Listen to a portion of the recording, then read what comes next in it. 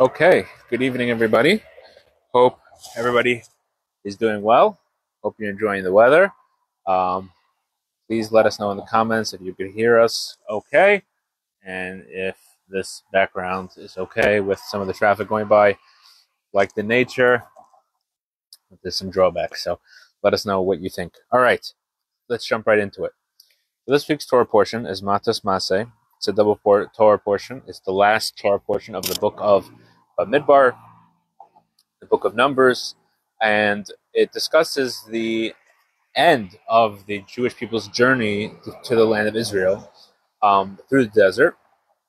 And what happened is that in the last book of the Torah, the book of Devarim, is actually a review. It's Moses' last speech. It took about a month for him to kind of review everything that went by in their journeys and some more commandments. So really the end of the chronological part is right now, besides the last part. So in this week, we talk about, one of the things we talk about is all the journeys the Jewish people went through and the borders of the land of Israel.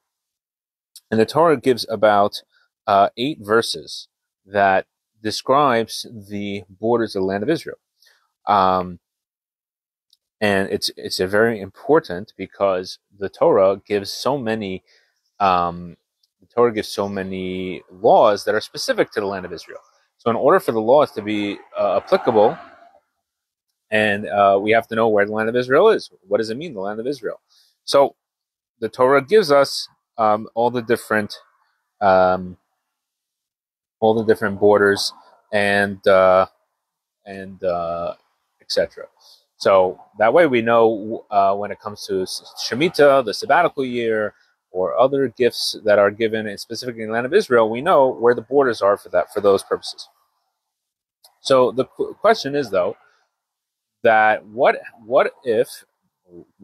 I guess is when the Jewish people are not in the land of Israel, do the mitzvahs still apply? What if the Jewish people leave the land of Israel, as the Jewish people were exiled from the land of Israel? So Maimonides addresses this question as follows. He says that all the areas of Israel, of the land of Israel, were settled by the Jewish people who came from Egypt, became holy, right? And that became the status of the land of Israel. When they were exiled, the sanctity was voided. Then the first sanctification was nullified because it was attained via conquest, right? The Jewish people came in, Joshua led the Jewish people, and they conquered the land of Canaan. It becomes the land of Israel. And once they left, the conquest is no longer applicable, and now it no longer has the holiness. Then when the Jewish people returned from exile in the second temporal period through the leadership of Ezra, it became sanctified. It became sanctified. It became sanctified forever. There's nothing that could undo that. Okay.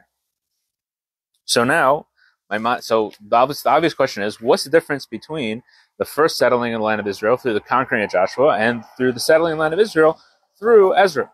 What changed, and why is one forever and why is one temporary? So the Maimonides explains what's the difference that since the first time was through conquering, right? The Jewish people literally conquered the land through military means. So once they left, the conquering is no longer valid, right? They're not there anymore, so that it's not conquered. So therefore, it's done. Versus the settling of Ezra, it was done through settling and asserting ownership over the land of Israel. So since they're asserting ownership over the land of Israel through settling, that's forever. That can't be undone. So Maimonides makes it very clear what's the difference. There's a difference between settling and conquering, or asserting ownership through settling versus asserting ownership through conquering. So, but if we think about it, that there's a few issues with what Maimonides says. It's not so clear. Why would it be that? Number one, we're going to go through 3 issues. Number one is, how can you say that the first original conquering also had settling, right? So the Jewish people conquer the land of Israel. Joshua comes, they conquer it, then they settle it, right? So what's the difference how it started? And at the end of the day, if you're saying that the issue is that it wasn't settled and the ownership wasn't established through actually living there, the Jewish people did live there. They lived there for almost 1,000 years. That's the first problem. The next issue is that that Maimonides is very precise in his language. He says, because Ezra the scribe, who was the person who led the Jewish people out of Babylon, back into the land of Israel, and eventually builds a second temple, because he did not conquer it, that's why it's good. So you're saying that the conquering itself is a negative, right?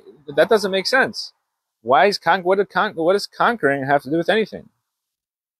And the third question is, how can you say that the first temple period was not as significant as the second temple period? Because in the first temple period was a much higher spiritual level. We had the prophets, right? The Jewish people had the Holy Ark. They had all the 10 Commandments on the tablets that were given by Moses. They had it in the Holy Ark. It was in the temple. It wasn't there in the second temple period, right? That it was hidden at the end of the first temple period, and the Jewish people did not have an ark. The land of Israel also was conquered in a more spiritual way. It was conquered by, in the first temple, not the first temple period, but when the Jewish people entered the land of Israel the first time, Joshua, who first of all had heard the Torah at Mount Sinai, he was there.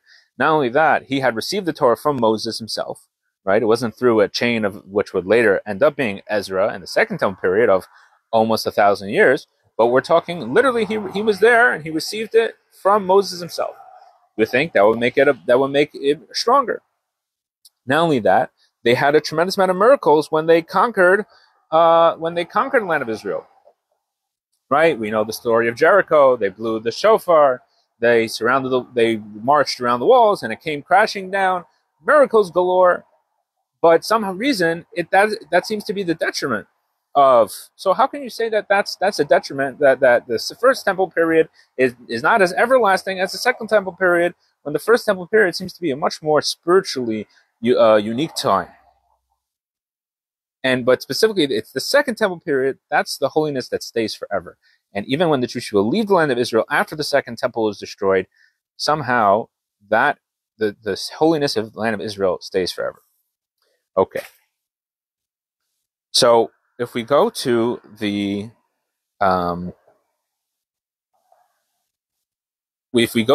second, we already explained this part about the second temple period, right? How they didn't have everything that they had in the first temple.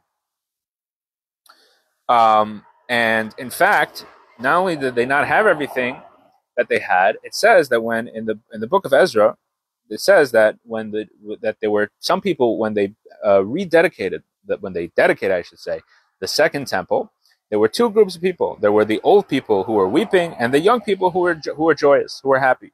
So the commentaries ask, why were some people crying? Why were some people joyous? So Rashi explains, the people who were the older people, they had seen the first temple, and they realized the detriments of the first temple, of the second temple compared to the first temple. They were weeping that the second temple was not going to be the same. The young people, they hadn't never seen the first temple, so they were joyous. So we see here again this idea that the second temple period was, and Ezra, specifically Ezra who built the second temple, was not as in a spiritual way the same. Okay, so let's break it down. What is the idea of conquest? What does it mean that the Jewish people conquered the land of Israel? Conquest means that you have something that's against you, and you have to subdue the enemy. You have to basically say the enemy you cannot coexist with the enemy, and therefore it has to be subdued and banished, and then you can live in that same place, right? But what does that mean in a spiritual way? Was that in a spiritual way, the conquest of the land of Israel was in a totally spiritually overwhelming the enemy, right? That, like we said, they didn't even have to do physical conquest the entire time, right? Part of their conquest was spiritual. They blew the shofar, they marched around the walls, right? Kind of like a candle melting, right? Like it just melts in front of a fire. But that is reversed. Why is that reversed? Because it wasn't. Because it wasn't. Because it was forced, right? So let's take another idea in Judaism that we see about something everlasting, first versus second. That is the tablets, right? When God gave the tablets to the Jewish people, how long did they last? They lasted a few minutes, right? Moses comes down from heaven with the Ten Commandments engraved by God Himself on the tablets, and he sees the Jewish people are sinning, and He breaks them, right? God says, "Okay, now you got to do it yourself," right? So it's not God writing them; it's Moses writing them, but they're going to have the same holiness, right? But it's clearly not the same. One is God given, one is written by Moses.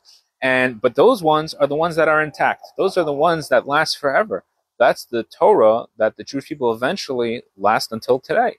So we see this idea that what was the difference between the first tablets and the second tablets? So the Talmud tells us the first tablets, they were given in a big noise, right? What happened?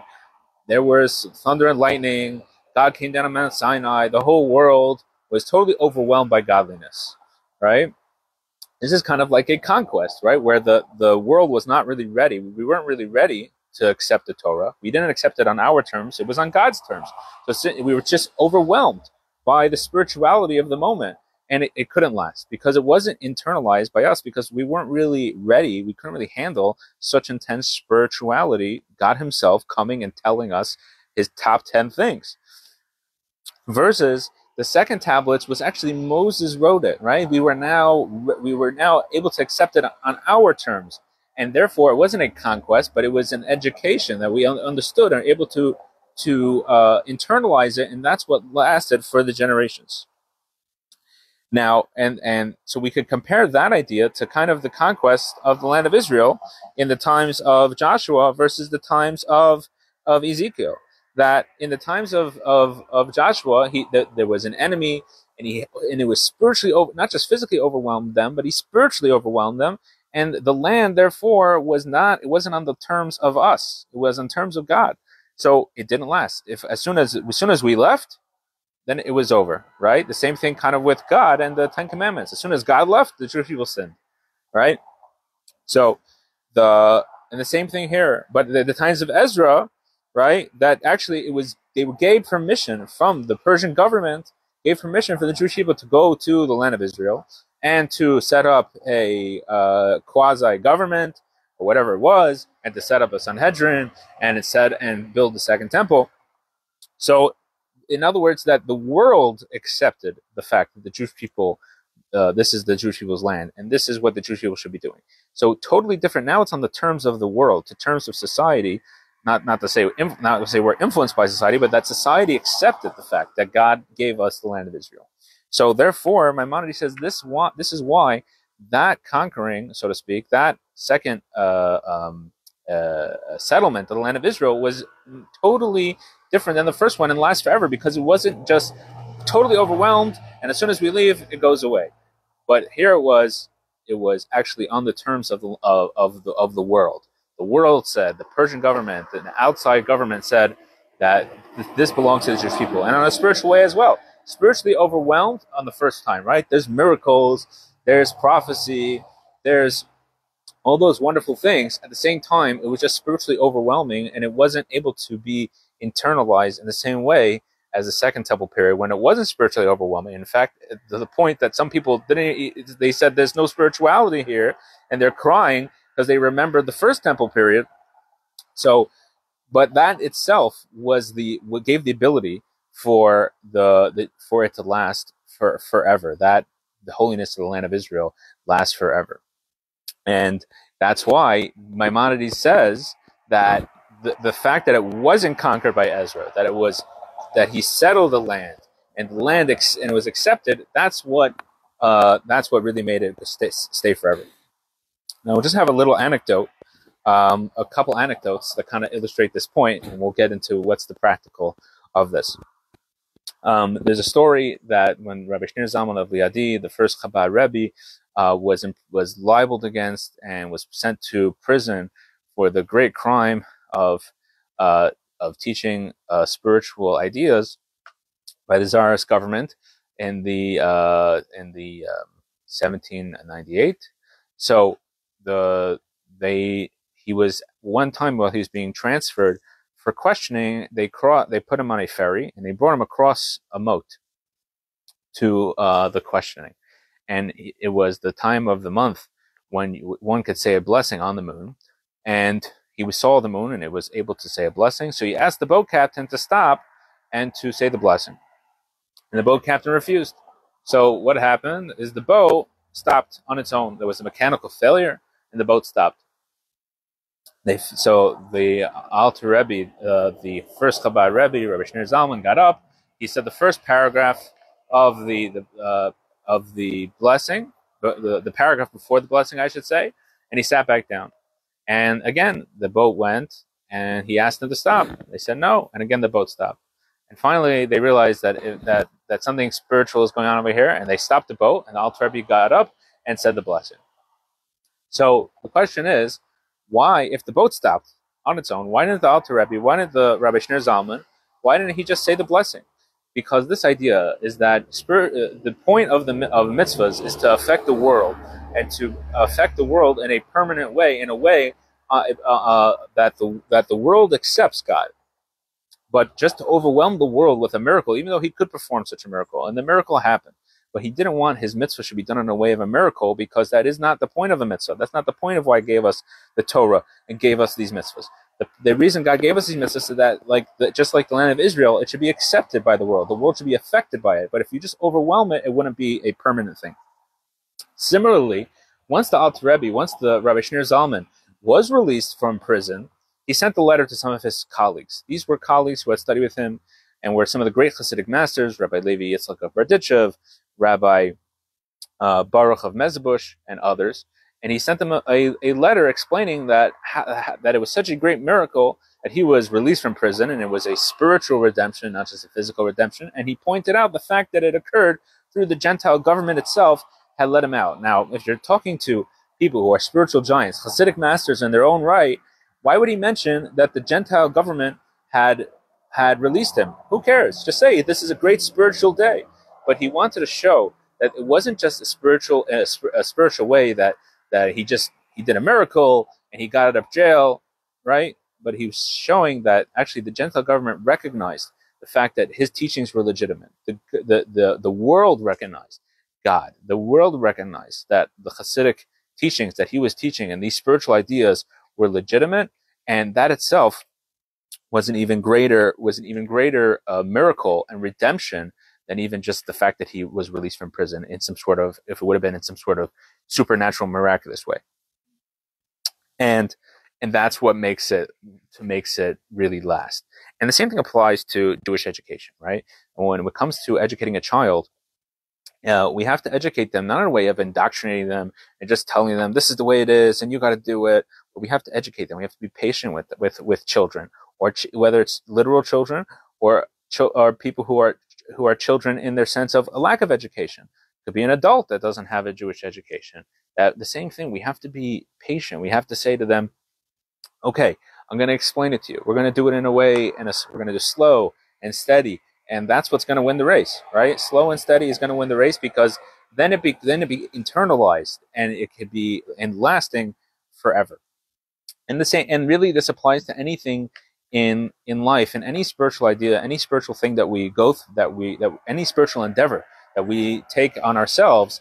We should take it in a way that not just overwhelm ourselves, because we see that inspiration doesn't last. Inspiration is great. We feel inspired sometimes, but as soon as the inspiration goes away, the question is, what are we left with? If we commit ourselves in a way that is in an everlasting way, slowly, meticulously, in a way that we understand, that we can internalize it, that's what's going to last. So whether it comes to educating others, educating ourselves, our own spiritual growth, we have to make sure that it's in a way that we can internalize it, in a way that we can, in a way that it'll last and not just be a spur of the moment and be, so to speak, indoctrinated. We need to be We need to educate, and we need to be educated, not just indoctrinated. Wishing you a great week. Have a great Shabbos. We'll see you, God willing, next week.